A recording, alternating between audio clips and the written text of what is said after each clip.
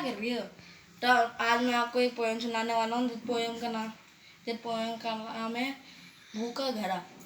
तो ये पोएम अभी शुरू होती है। तो इस पोएम के शुरुआत में हम देखते हैं कि विहान नाम का एक आदमी है जो लोगों के बाल काटने का काम करता है। उनके साथ उनकी बीवी और बच्चे रहते हैं और वो अपनी जिंदगी से बहुत सारे संतुष्ट था। लेकिन जब भी उसको एक दिन राजा बुलाता है, वो कहता है कि तुम मेरे बाल काटने का काम करोगे।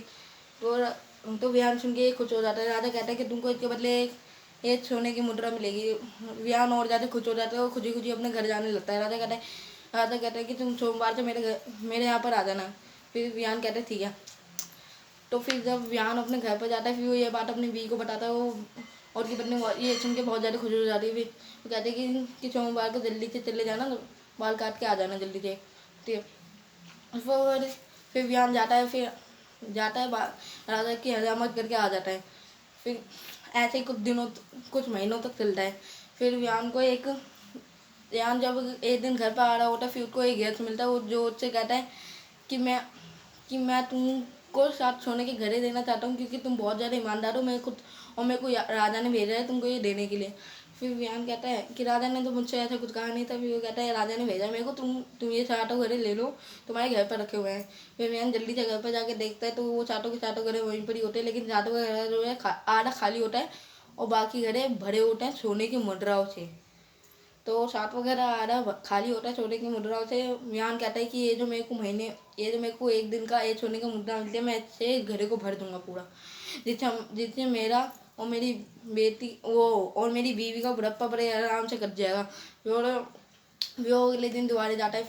फिर बहुत महीनों बाद जब वो देखता है तो ये घड़े के अंदर कुछ बदलाव नहीं आया होता, बल्कि वो हर दिन एक एक मुद्रा डाल रहा होता है सोने की। तो वो 30 दिन काम करता है तो 15 मुर्दा डालता है।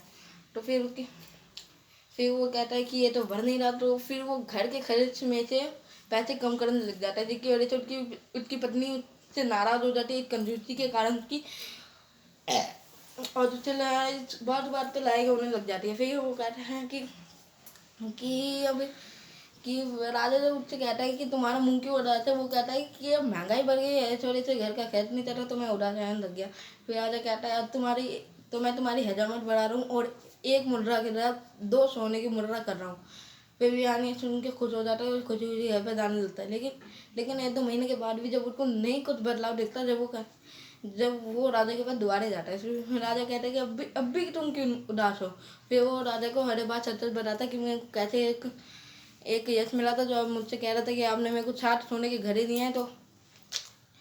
तो फिर राजा कहता है मैंने तो ऐसा कुछ नहीं कहा था, जो तुमको यश ने घड़े दिए हैं तुम उनको वापस से दे दो, क्योंकि 60वां घड़ा खुद लोग है, उसकी भूख नहीं मिटने वाली कभी। तो फिर ये बात सुन के विहान चमते आ जाता है और फिर 60 के 60 घड़े यश को वापस दे देता है। वो कहता है कि मैं ये 60वां घड़ा नहीं ले सकता। फिर राजा उसको बताता है कि ये जो 60वां घड़ा था मैंने तुमसे ये 60 घड़े इस वजह से उसको दिलवाए क्योंकि जो 60वां घड़ा था उसकी भूख नहीं मिटने वाली, वो खुद ही योग है। ये कहानी खत्म होती है। तो लाइक कर देना, सब्सक्राइब कर देना और चैनल को और फॉलो भी कर देना और लालच बुरी बढ़ाए। रोक तो दो। रोक तो